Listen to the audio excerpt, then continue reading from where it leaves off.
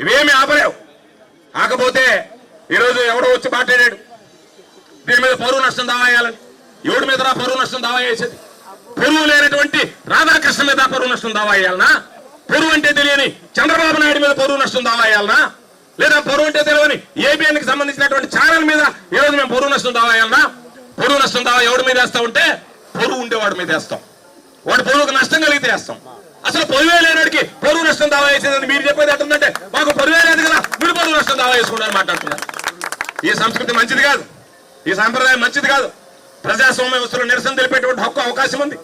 ఈ పోలీసులు లాఠీ చార్జ్ చేసినా, దెబ్బలు తిన్నా, మమ్మల్ని కాల్చినా కింద పడిపోయేవాడు లేచి వెళ్ళిపోతాడు తప్ప ఎక్కడ కూడా ఎదురు తిరిగేటువంటి పరిస్థితి ఉండదు. కాకపోతే ఈ రోజు మనం ఆగిపోవడానికి కారణం ఈ బ్యారికేడ్లు తోసుకుని ముందుకు పోవడం పని కాదు. ఒకటి, శాంతి భద్రతల విషయంలో మనం శాంతియుతంగా నిరసన తెలియజేయాలనేటువంటిది ఒక లక్ష్యం.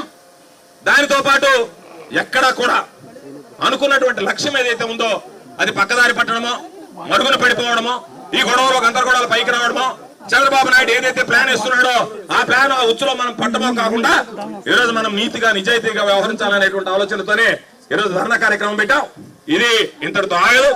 మీరు ఎంతమందిని ఆపినా సరే అది ఉద్యమంలాగా ఎగిసిపడుతుంది తప్ప ఎక్కడ కూడా రాజీ పడేటువంటి పరిస్థితి ఉండదని ఈ సందర్భంగా మీ అందరికీ మనవి చేస్తూ, ఈ రోజు పాపం నిజంగా చెప్తున్నా పార్టీ అధికారంలో లేదు. నేను ఏదన్నా బాధపడ్డా, ఏదన్నా భావోద్వేగానికి గురైనా ఒరే ఈ పార్టీ అధికారంలో లేని రోజు జగన్మోహన్ రెడ్డి గారి కోసం ప్రాణాలను సైతం త్యాగం చేసి ముందుకు రావాలనేటువంటి సైనికులు వాళ్ళని చూసి భావోద్వేగానికి గురవుతాం.